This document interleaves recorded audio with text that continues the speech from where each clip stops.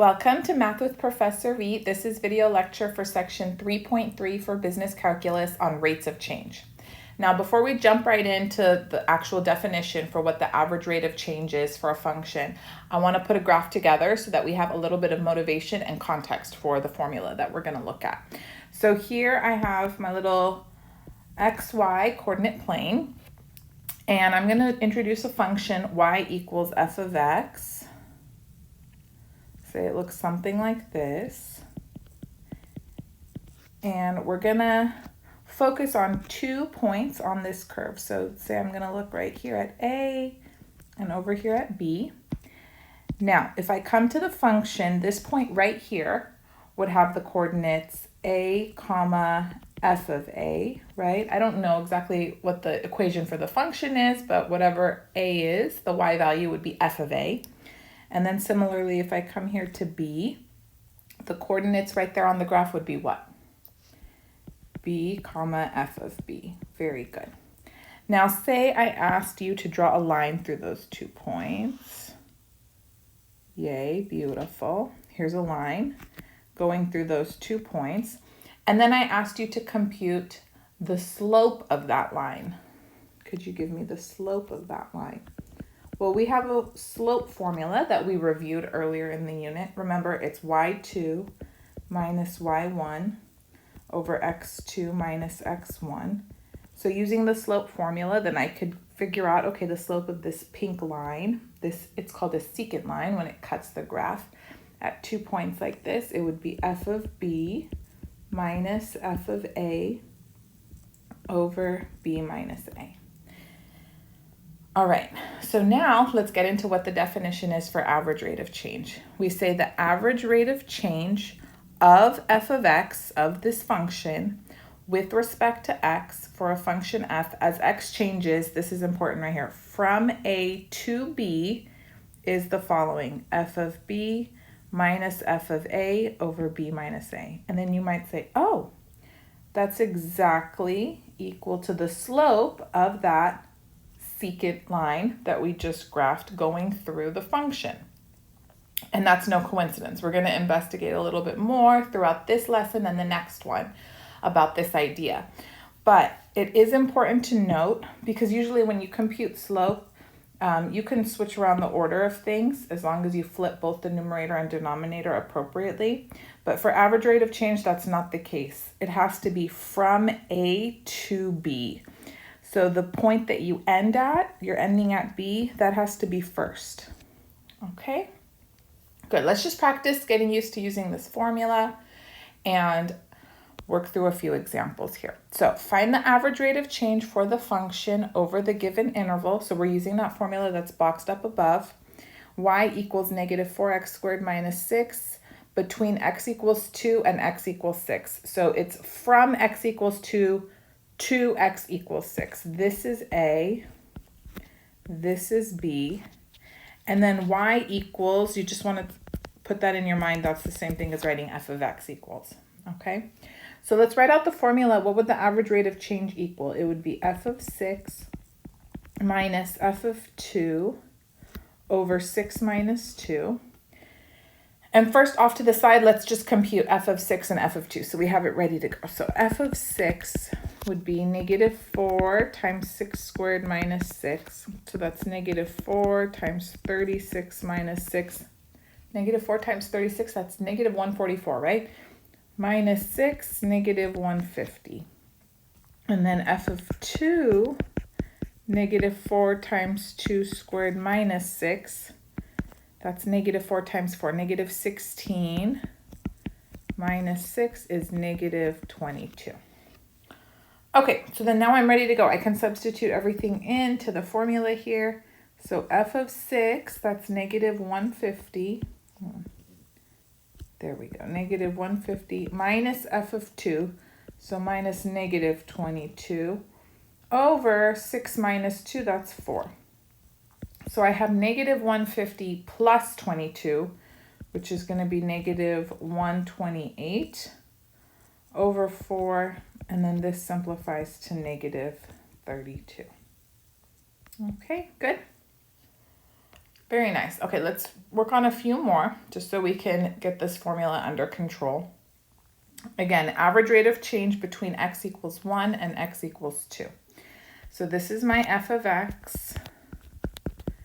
F of x is rad 3x minus 2. Let me first find the function values at 1 and 2. So f of 1 would be radical 3 times 1 minus 2. That's rad 3 minus 2, rad 1, which is just 1. And then f of 2, square root 3 times 2 minus 2. That's square root of 6 minus 2, so square root of 4, which is 2. Not plus or minus, just 2. Okay, so then the average rate of change would be f of 2 minus f of 1 over 2 minus 1. So f of 2 was 2, f of 1 is 1 over 1, that's 1 over 1, it's just 1. Okay, that one was nice. Very good. And we can spice things up. Let's work with a natural log function. Why not? So y equals natural log of x between x equals 2 and x equals 4. Now don't get your calculator out. We're going to leave our final answer in terms of natural log, okay? So let's get the function values. F of 2 is natural log of 2. F of 4 is natural log of 4. So the average rate of change would be f of 4 minus f of 2 over 4 minus 2. So this would be natural log of 4 minus natural log of 2 over 2. And then do you remember our logarithm properties? We can actually combine these into a single logarithm since they're being subtracted. I could write that as natural log of 4 divided by 2 over 2. So then that's natural log of 2 over 2. You could leave it like this, or if you want to write it as 1/2 natural log of 2, it means the exact same thing. Okay? How are we doing? You feel under control with the average rate of change formula? All right, good. Now I want to revisit the picture that we looked at earlier of the function, this one right here, and we're going to label it differently. Okay, if you'll allow me. So let me just copy this little guy down here. And we're going to play around with it a little bit, okay? Good. So I'm interested in the slope later. We're going to just change things up a wee bit, okay? And instead of calling this point B, I'm going to call it A plus H. So let me get rid of that. This is now A plus H because the distance from that original point A to this second point that used to be B is H. Take a second and marinate on it, see if it makes sense. So here's A, this distance is H, so this second point here on the x-axis is now A plus H. Let me make it match though, it should be in the same color. Do forgive me. A plus H, okay? So then could you tell me what would be this ordered pair on the graph? It would be at A plus H, comma, F of A plus H, yes? Okay, very good. So again, we're going to be interested in finding the average rate of change from A to A plus H. And so remember, you could think of that, it's the exact same thing as finding the slope of that secant line that cuts through the graph through those 2 points. So let's find the slope together. So the slope of the secant line, all right, M secant, which is also equal to the average rate of change. We're going to have y2 minus y1. So that would be f of A plus H minus f of A, y2 minus y1, over x2 minus x1. So here's x2, here's x1. So that would be A plus H minus A. And then this does simplify. This is f of a plus h minus f of a over, you see how these a's cancel out now so beautifully? And all I have down here now is h. Okay, so this is just a different version of the formula for average rate of change if you're labeling your graph differently. So if you're, instead of going from A to B, and you go from A to A plus H, we end up with this version for average rate of change. Well, why did we do that? Well, because we don't always want the average rate of change of a function. Sometimes what we're more interested in is the instantaneous rate of change. So what's the difference? So pretend you're driving on the freeway and it takes you 30 minutes to get to work, okay? And maybe at some point along that interval, you're driving 50 miles per hour, and then at another point in time, you're driving 100 miles per hour. Hey, it happens. And then you can compute your average velocity or your average speed on your commute to work, okay? And say between those two, you're going 50 at the beginning, you're going 100 at the end, so your average speed would be 75 miles per hour. Does that mean that when you pass the policeman 5 minutes into your route that you were going 75 miles per hour and he's going to give you a ticket? No. The policeman looks at your instantaneous rate of change or your instantaneous speed. So different rates of change are important depending on the context of the problem. Your speeding ticket is not based on what you did overall, right? So how could we take this formula and use it to help us figure out the instantaneous rate of change of some quantity? Well, instantaneous is at one moment in time. Average is over an interval.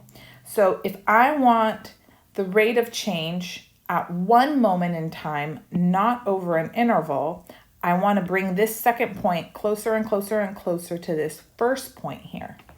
And how would I do that? Well, I want to make this distance between them basically approach zero or go away. And so in order to do that, now that we understand limits and we're in calculus, I'm going to take the limit as h approaches zero of this quantity here, of the average rate of change, and that will give me the instantaneous rate of change. I'm going to walk you through that one more time. So average rate of change is always over an interval, is over some interval from A to B, or now we're calling it A plus H. Instantaneous rate of change is at one instant in time, at one moment. And so we would say it's at x equals A, for example. So how do we get that to happen? We take h approaching zero.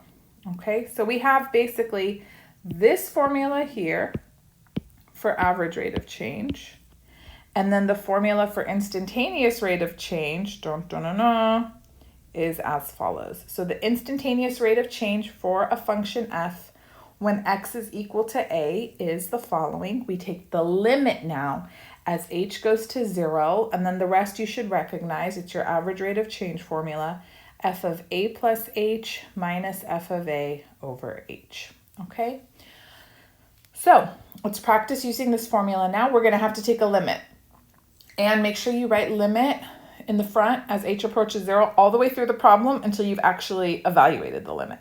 So find the instantaneous rate of change for each function at the given value. And do you notice how this is different than the average rate of change problems because we're only given one x value or one t value. It's just at one instant. When you do average rate of change, you need two values. That's the difference. Okay, so we need to compute now the limit as h approaches zero. Oh, what's going on there? The limit as h approaches zero of s of a plus h. So t equals 2, that means a is 2. So you'd have 2 plus h minus s of 2 over h. Now you can just go for it and start substituting everything in. If it's a little overwhelming for you, then you can do what I'm going to show you for this first example off to the side. let's just compute what s of 2 plus h and s of 2 are over here, and then we'll put everything all together. So s of 2 plus h equals negative 4 times 2 plus h squared. I'm just substituting it in for t, minus 6. That's negative 4 times 4 plus 4h, don't forget that 4h, plus h squared minus 6. And then this is negative 16 minus 16h minus 4h squared minus 6. So we end up with negative 22 minus 16h minus 4h squared. Okay, and then let's also just find s of 2 while we're at it. So that would be negative 4 times 2 squared minus 6. So negative 16 minus 6, or negative 22. All right, good. Now we can put it all together here. So we have the limit as h approaches 0. S of 2 plus h is all of this. So negative 22 minus 16h minus 4h squared minus s of 2 is negative 22 right here. And then this is all over h. Okay, here's a fact. Everything without an h in the numerator should cancel. So if you're left with somebody in the numerator who doesn't have an h, then somewhere you messed up. Look here, this negative 22 will cancel now with this 22 because it's positive. So then, see how everybody in the numerator has an h left? That's key, because then I'm going to write the remaining terms as follows. Negative 16h, just put it over h, separate it from minus 4h squared over h. And then see, since everybody has an h, the h in the denominator cancels. Keep writing lim. As long as there's h's in the problem, you have to keep writing lim. Limit, h goes to 0. We have negative 16 now minus 4h. Woohoo! Now we can go ahead and substitute in 0 for h, and I don't have to write lim anymore because I'm actually going to be taking the limit at this step. So then we're going to have negative 16 minus 4 times 0, which is just negative 16. And we're done. Okay, how was that? These can be tricky in the beginning. You'll get used to them just with some extra practice.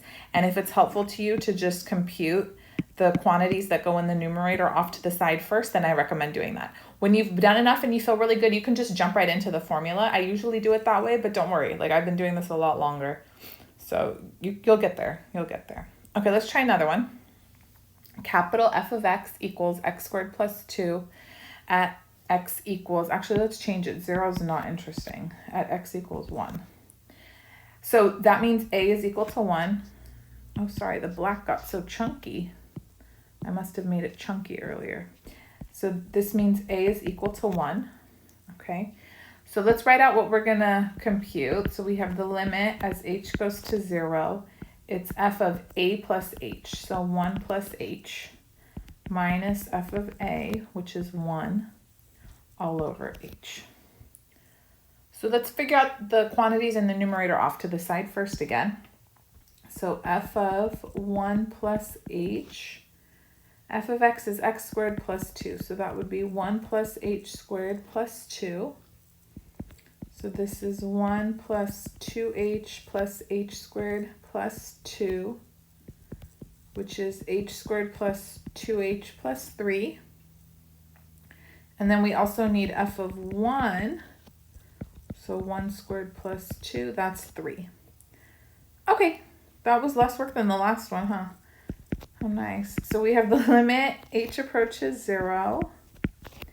In the numerator, we have f of 1 plus h, that's this right here.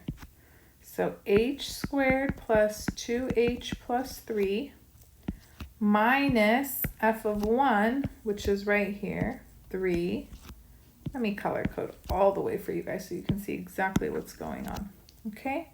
And then always just plain old h in the denominator. And then remember what I said earlier? Whoever doesn't have an h in the numerator will cancel out. And lo and behold, here it is happening before our very eyes. Beautiful. This is limit. H approaches 0. I have h squared plus 2h over h. So I'm just going to write this as h squared over h plus 2h over h. And then this h will cancel with 1 in the numerator. This one's completely gone. Notice I'm still writing lim. H approaches 0. H plus 2.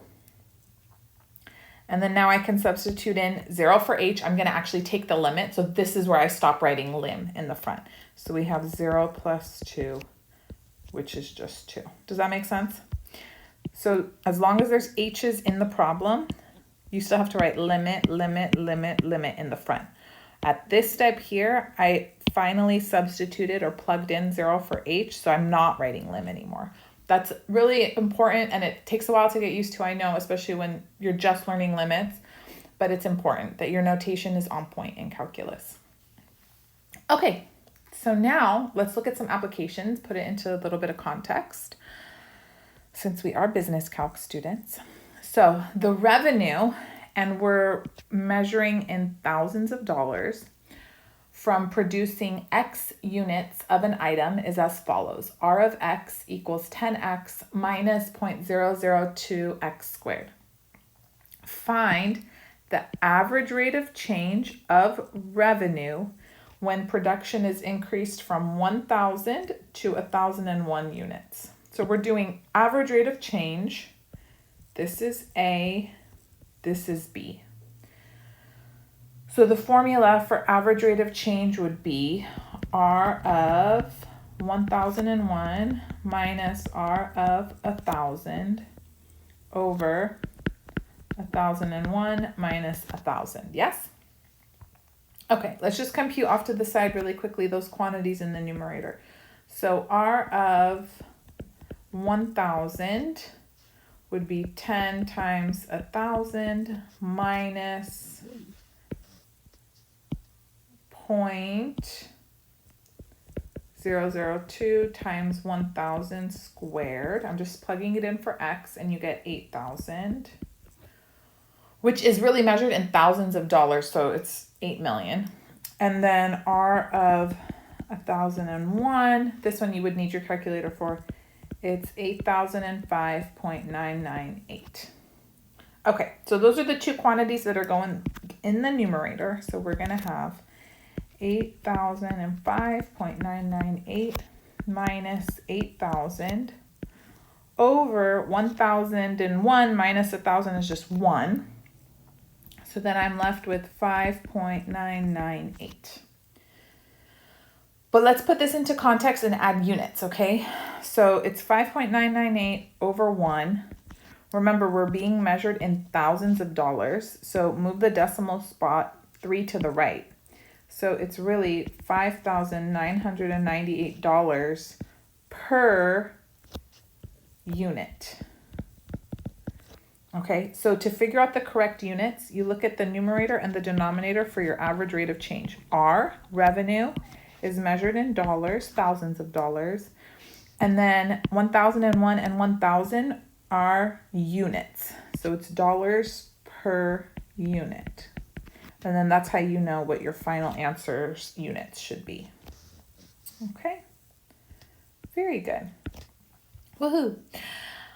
Find and interpret the instantaneous, rate of change of revenue with respect to the number of items produced when 1,000 units are produced. And this number is called the marginal revenue at X equals 1,000. You might have heard that before, marginal revenue. So what's our revenue function? Let me write it down again. R of X equals 10X minus 0.002X squared. Remember, for instantaneous rate of change, you only have one instant in time, or in this case, one unit that we're interested in looking at, not the change over an interval. So we have only one X value. In this case, it's right here, A equals 1,000. So let's write out the formula. for instantaneous rate of change, it would be limit, right? That's the big difference. You just add that limit part in the front, and then you have those H's in there because you don't have a B, you only have an A. So here we go. We have R of 1,000 plus H minus R of 1,000 all over H. Okay, R of 1,000 I already know from earlier, right? We know that that's 8,000. Let's figure out R of 1,000 plus H. I'm gonna just substitute in 1,000 plus H for the X's in the revenue function. Let's just keep going. We're good, we're professional now. Limit, H goes to 0. R of 1,000 plus H would be 10 times 1,000 plus H minus 0.002 times 1,000 plus H squared minus, we know what R of 1,000 is, it's 8,000. That part's taken care of. Over H. Okay, proceed with caution. Limit, H approaches 0. We have to distribute here, so that'll give me 10,000 plus 10H minus 0.002 times, and then don't forget this, we need to expand. So if you need to write it out twice and FOIL it, or hopefully you've got that shortcut formula down. So you square the first term, 1,000 squared is 1,000,000, plus 2 times 1,000 times H, so that's 2,000 H, plus square the last one, minus 8,000, still hanging in strong at the end. Don't worry, 8,000, we haven't forgotten about you. And then we still need to distribute this 0.002 throughout. So we've got limit, H approaches 0, 10,000 plus 10H minus, now this will be 2,000 minus 4H minus 0.002 H squared minus 8,000 over H. Whew, okay. So let's see, I have 10,000 minus 2,000 minus 8,000, that's just 0. Those all cancel out. And notice they don't have H's on them, so that makes sense. That's no surprise to us. And then the other thing I'm noticing is that 10H and minus 4H, that's 6H. So we have limit, H approaches 0, 6H minus 0.002 H squared, and then let me just put them separately over H. Good? Oh, this is beautiful. Okay, then the H's cancel. Bam, bam, bam, bam. And we have now limit, H approaches 0 of 6 minus 0.002 H. And at long last, I can substitute in 0 for H, so I don't have to write lim anymore in the front. So this is just 6 minus 0.002 times 0, which is 6. Okay, don't forget to put units on it though. So this is instantaneous rate of change. 6 is really $6,000 per unit. Okay. That's the marginal revenue.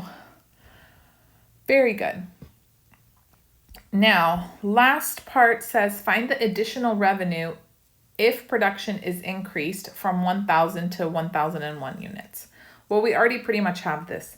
So R of 1,000, the revenue at for making 1,000 units was 8,000 or $8 million. And the revenue for making 1,001 units was 8,005.998. So the additional revenue would be the extra from going from 1,000 to 1,001. How do I get the extra? I just subtract these two. So 8,005.998 minus 8,000, that's 5.998, which is $5,998. Okay. That was pretty straightforward, hopefully. So now part D says, compare your answers for part A and C. What do you find? And how do these answers compare with your answer to part B? So A and C, the average rate of change of the revenue function and the additional revenue from going from 1,000 to 1,001 units were the same. We got $5,998 per unit. Part C was not per unit. It just wanted straight up what's the additional revenue from going from 1,000 to 1,001. So these are the correct units here. This one's saying per unit because we went from 1,000 to 1,001 units average rate of change. Okay, these match up. Part B, the instantaneous rate of change was a little bit more because we're looking at a different quantity, okay? At one instant in time versus over an interval. And we're gonna build on this idea more as we get and deepen our calculus skills, okay? But this is just a brief introduction into the idea of what marginal revenue is. All right, shall we look at one more example? Why not? This is a bonus example, okay? If $1,000 is invested in an account that pays 3% compounded annually, the total amount A of T in the account after T years is as follows. A of T equals 1,000 times 1.03 raised to the T. This is our compound interest formula. Do you remember the one where we had A equals P times 1 plus R over M raised to the MT? Since it's compounded annually, M equals 1. So that's why you would just have A equals P times 1 plus R to the T. And then they told us right here the interest rate is 3%. So that's where the 1.03 comes from. 1 plus 0.03. Oh, we could have come up with this formula ourselves. They didn't need to give it to us. But you know, everyone feels better, more relaxed when they don't have to write the equation themselves. So thank you. Find the average rate of change, average, of the total amount in the account for the first 5 years, from T equals 0 to T equals 5. Okay, so that would be A of 5 minus A of 0 over 5 minus 0. So let's see here. We don't need this. A of 5. A of 5 would be 1,000. I want this really nice and straight, you know? Okay, 1,000 times 1.03 to the 5th minus A of 0 is 1,000 times 1.03 to the 0 over 5. The rest, I would just do it in the calculator because it's not going to come out nice. So 1,000 times 1.03 to the 5th is about 1159.274074 minus, this will just be 1,000 over 5. And I'll just round to 2 decimal places since this is money, you know, we don't have anything smaller than pennies over here in the US. So $31.85 per year. Again, to compute the units, just look at the original formula for average rate of change. It's A over, this is being measured in years. And A is money, and then this is in years. So a little different than the last problem, but it's fine. Okay. Again, find the average rate of change per year of the total amount in the account for the second 5 years. So from T equals 5 to T equals 10. Okay, so we'll do A of 10 minus A of 5 over 10 minus 5. So this is going to be 1,000 times 1.03 to the 10th minus 1,000 times 1.03 to the 5th over 10 minus 5 is 5 again. So this is going to be, I'll write out everything I saw on my calculator screen, but normally I just don't clear as I go, so I don't have any rounding error. And then I don't usually write down like all the intermediary steps, just the initial input and the final answer. So hopefully you're pretty comfortable with your calculator. This is going to be $36.93 per year. Okay. Part C says, just estimate the instantaneous rate of change for t equals 5. So we're not going to use the formula with the limit. It's actually a little too involved at this level to do exponential functions with it. So we're just going to estimate. And you might say, how in the world am I going to estimate the instantaneous rate of change for t equals 5? Well, parts A and B set us up for it, okay? I'm going to make a little table for you. So we're going to make a table T, A of T, and we have here T is 0, 5, and 10. And I know what A of T is at all these points. It's 1,000. A of 5 was about 1159.27, and then A of 10 was 1343.92. And I got the average rate of change from 0 to 5. The average rate of change there was $31.85 per year. And I have the average rate of change from 5 to 10. It's 36.93 per year. And they're asking us to approximate or estimate the instantaneous rate of change for t equals 5. So since I have average rate of change for intervals of equal length on either side of 5, what do I mean by equal length? Like 0 to 5, the length of that interval is 5, and 5 to 10, the length of that interval is also 5. I have average rate of change for this interval, average rate of change for this interval. If I just find the average of those averages, then I'll have an estimate for the instantaneous rate of change right here when t equals 5. But you can't, this has to be equal length. It has to go 0 to 5 and then 5 to 10, where the difference is the same on both sides. Does that make sense? You couldn't go from, say, 3 to 5 and 5 to 10. No, that wouldn't work. They're not equally spaced out, okay? So we're just going to say it's approximately 31.85 plus 36.93 divided by 2, and this is going to be $34.39 per year. Okay, so that concludes the lesson. Hope you enjoyed it. Don't forget to subscribe and give the video a thumbs up.